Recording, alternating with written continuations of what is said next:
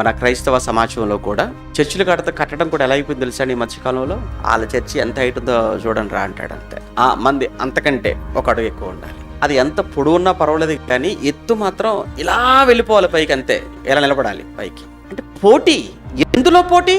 శిఖరాలు, గోపురాలు కట్టుకోవటంలో. ఏమండి, పేరు అనేది మనం కట్టుకున్న దాన్ని బట్టి కాదు, సంఘాన్ని బట్టి రావాలి పేరు. ఏమండి, వాళ్ళకు స్థలం కూడా లేదండి, వాళ్ళు కూడుకోవడానికి ఎక్కడ ప్లేస్ కూడా లేదండి. ఎక్కడో చెట్టు కింద కూర్చుంటారండి, ఏదో రేకుల చెట్టులో కూర్చుంటారండి, లేదంటే ఏదో ఒక చిన్న గుడిసెలో కూర్చుంటారండి, లేదంటే ఏదో ఒక చిన్న అద్దీంట్లో నడుపుకుంటా ఉంటారండి. కానీ ఆ సంఘం మంచి సంఘం అండి, మంచి మనసులు ఉన్నటువంటి సంఘం అండి, దేవుడిని చాలా భయం ఉన్న సంఘం అండి, భక్తిపరులైన సంఘం, భక్తిపరులైన ఆ సంఘస్థులు ఉన్న సంఘం అండి. అది దేవుని కోసం ఎన్నో ధర్మకార్యాలు చేసే సంఘం అండి, దేవుడి కోసం ఎన్నో కార్యక్రమాలు చేసిన సంఘం అండి. పేరు అనేది ఎలా రావాలి? నువ్వు కట్టుకున్న దాన్ని బట్టి కాదు పేరు, నువ్వు చేసిన దాన్ని బట్టి రావాలి. సంఘానికి ఉండాలి సాక్ష్యం.